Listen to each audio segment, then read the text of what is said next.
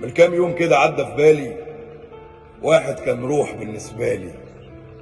إنسان كان أطيب خلق الله وكان دايما يسأل على حالي. زي الأيام دي في وقت بعيد كان جنبي وكنت بطل عليه، وهو راح واتمدد تحت الأرض وروحه اتسحبت في العالي.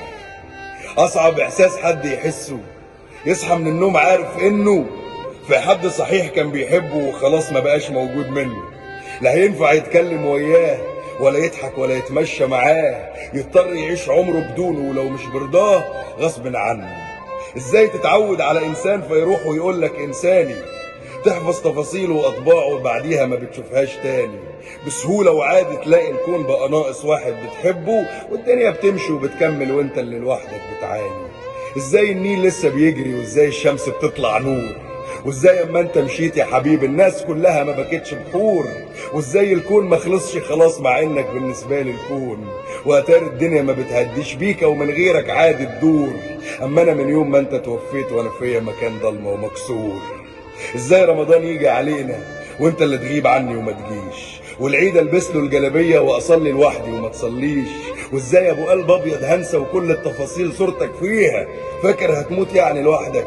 ما انا مت معاك مش عارف اعيش، علقت وجودك بالايام فغيابك بقى على الايام، ومشيت على طول من غير ما تقول ولا رحت لحد تسيب لي سلام، ووحشني صحيح رغم عتابي وكلام الصعب المتكعبل، بس الاحساس بعدك اصعب وما يتلخصش في اي كلام. من قال ان الدنيا بتمشي لما الغاليين عنا بتمشي، وان احنا بنقسى ونتعود والوقت طبيب بينسينا. في ناس بتروح وتغيب لسنين وبتفضل ذكراهم فينا، بنعيط بعينينا شوية بعدين بنعيط بقلوبنا ونبان جامدين قدام الناس والسيرة نجت بتبكينا. طب تعرف ليه حزنك دايم وفراقك عمره ما كان هين؟ علشان والله ما شفتش حد كان زيك طيب وحنين، كان غاوي راضي اللي يحبوه يديهم عينه وايامه، ولا عمرك يوم كنت بتشكي وتشيل الهم ولا تبين، بتزعق قد ما بتزعق ويبان في عينيك انك طيب، ومشيت من بعدك ولا انسان كان راضي واسي ويطيب.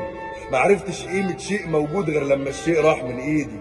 طب بص يا سيدي ارجع وهقول على اي كلام حاضر طيب. سلم لي عليك وبلاش تزعل لو كنت بسيبك وحداني، لو يوم ضيقت دماغي عليك وعملت اللي يضايقك تاني. من مدة ما جيتش تطمني وبنام استنى انك تيجي وبدعيلك وكمان هدعيلك. انا زي الفل ومستني عمري اللي هيخلص وهجيلك، فالرحمة اليك وعليك وجبة وعدم.